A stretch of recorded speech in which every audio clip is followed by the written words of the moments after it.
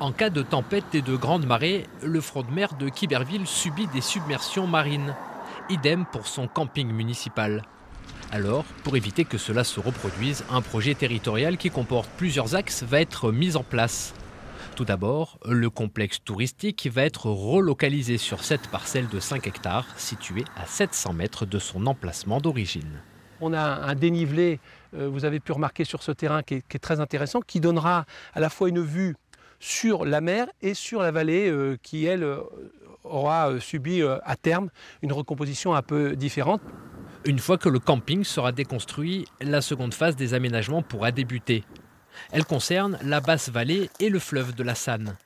Le cours d'eau qui se jette dans la mer déborde lui aussi régulièrement, créant des inondations sur ces terres.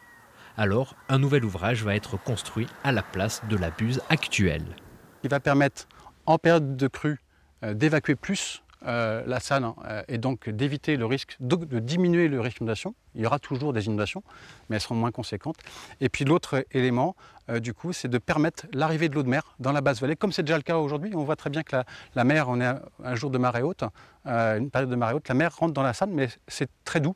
Et l'objectif, c'est que ça continue à être tout doux et on va avoir une explosion de la biodiversité en termes de zones humides, en termes de frayères pour les poissons.